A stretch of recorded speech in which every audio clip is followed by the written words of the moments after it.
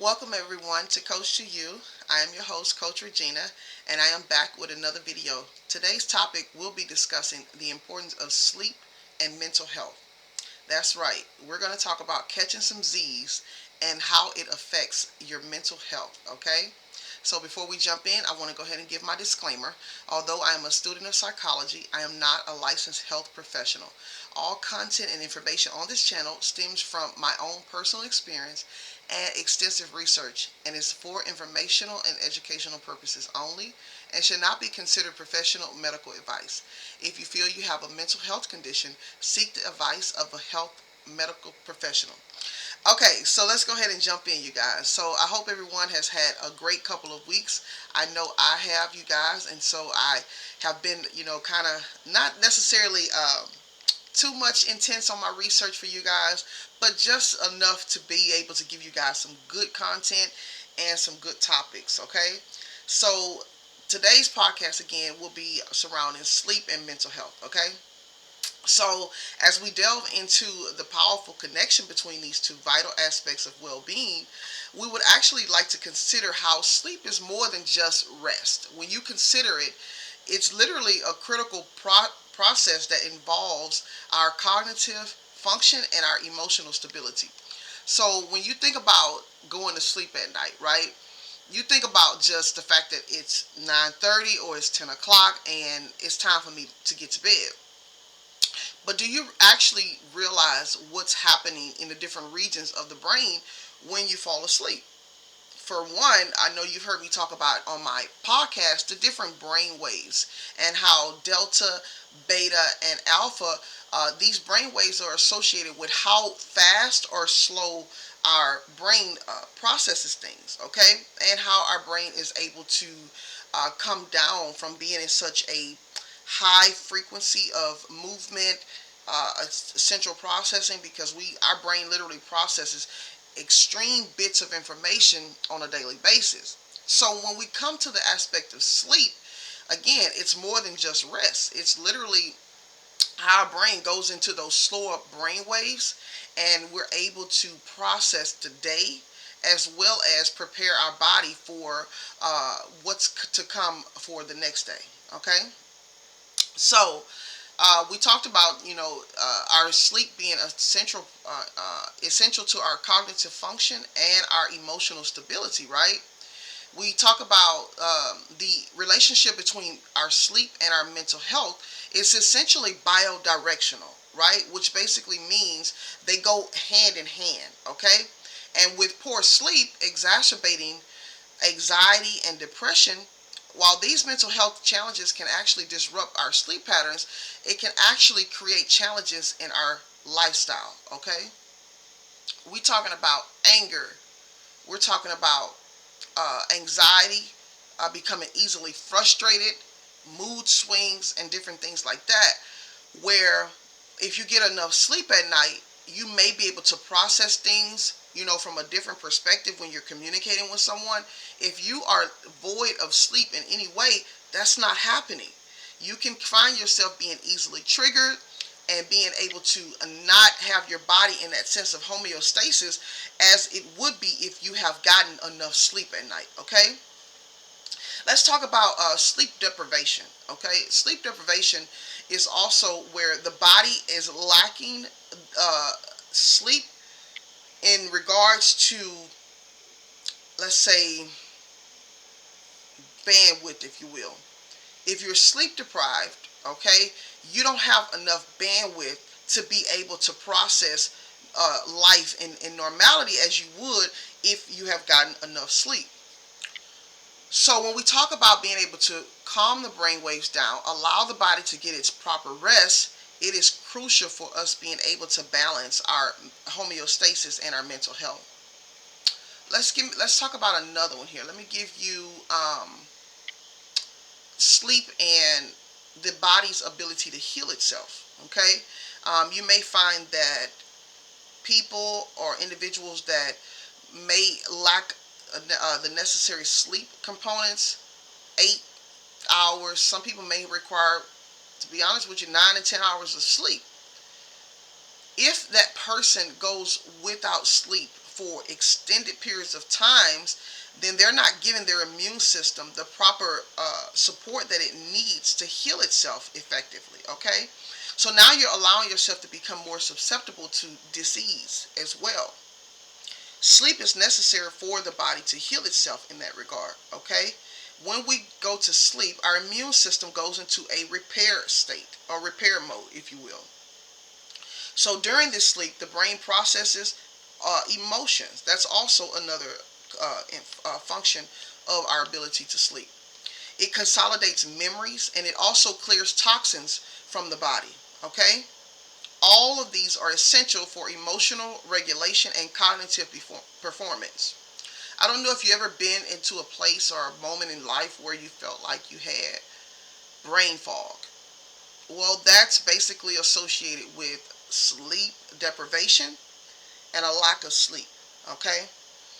That brain fog is basically taking over your brain's ability to process information. This is not good.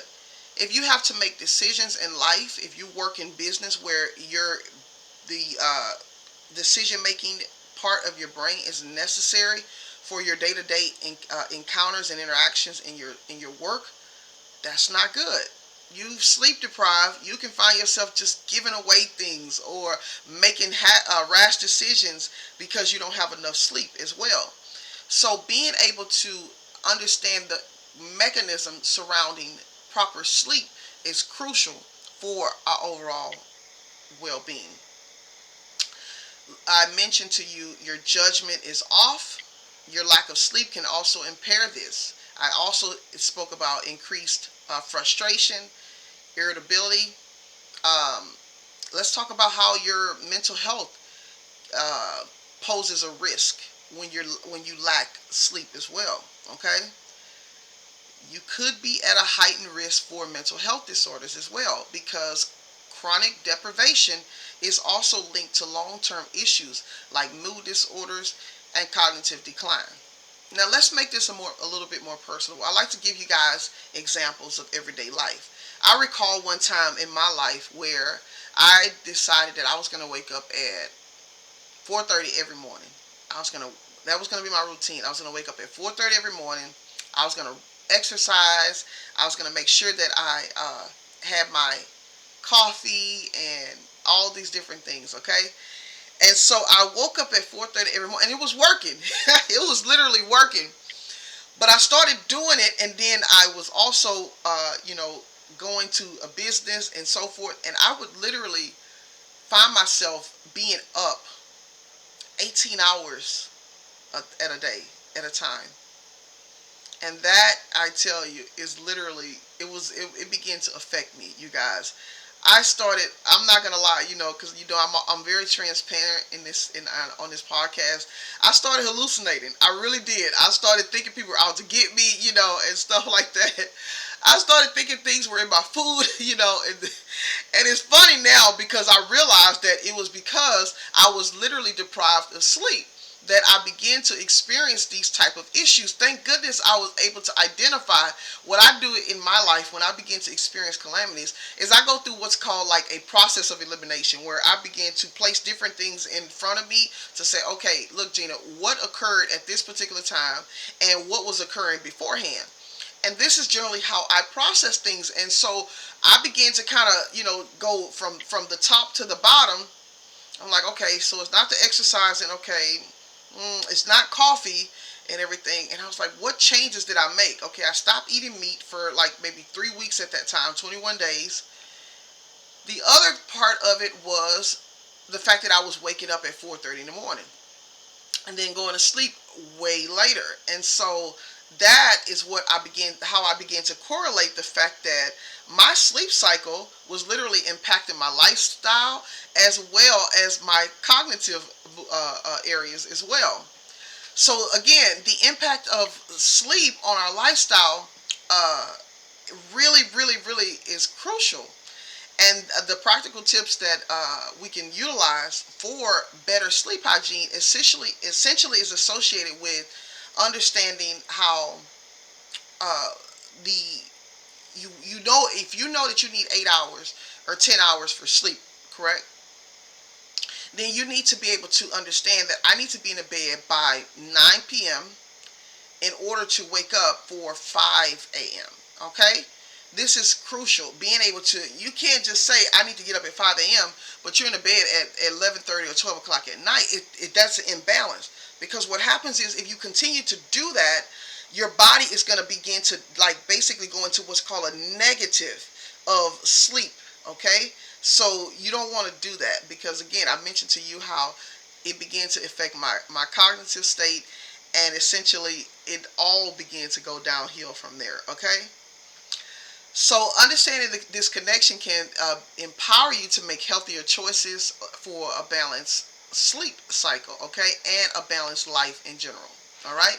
So, guys, we talked about how the sleep affects your mood. We talked about how it is crucial for critical processing and cognitive function, as well as our emotional stability. Okay. We talked about the relationship between sleep and our mental health, which is bidirectional. We also talked about how a lack of sleep can actually exacerbate conditions such as anxiety and depression. Okay. We also talk about a disruption or a negative in your sleep patterns can also create difficulties in or challenges in your lifestyle as well. So when you're not processing things from a proper state of rest and repair, right? Let's talk about how these affect your relationships, okay? If your partner is someone who is in bed on time, they have the necessary sleep, right? But you are someone who decides that you want to stay up till 2, 3 in the morning and then wake up at 6:30 or 7 a.m., if you will, okay? Some people may not believe that's possible, but essentially, if you begin to condition yourself to go to sleep and wake up at these times, then I mean it may be. But for me, I have not seen that in that regard. Typically, when people go to sleep around 2:30 in the morning, I have heard instances where they're up at generally 12, 1 o'clock in the afternoon. Okay, that is very taxing on the body, and I don't see it being helpful for your sense of self improvement, growth, and development as well. Because just like the world goes through seasons of life, our inner state also goes through seasons of life as well. And if we're sleeping ourselves to death, we're not able to be as functional as we were if we were getting the proper sleep and digestion. So therefore, our relationships begin to suffer. You start looking at the people around you as though that they are a problem and they are contributing to your mental health decline or to your relational declines and so forth. But taking responsibility for the fact that uh, we're not contributing effectively to our sense of well-being is crucial. We can't continue to blame others for where we are in our mental health. So being responsible, acknowledging the fact that you have not taken the necessary steps to get the proper rest that is necessary for your well-being is crucial to being able to grow and have that necessary development in your self-improvement, your goals, and other aspirations in your life. Okay? Guys, I want to thank you for taking the time to listen to my podcast. This is Coach Regina. I welcome your comments, and I look again for the next video to come. Take care. Thank you.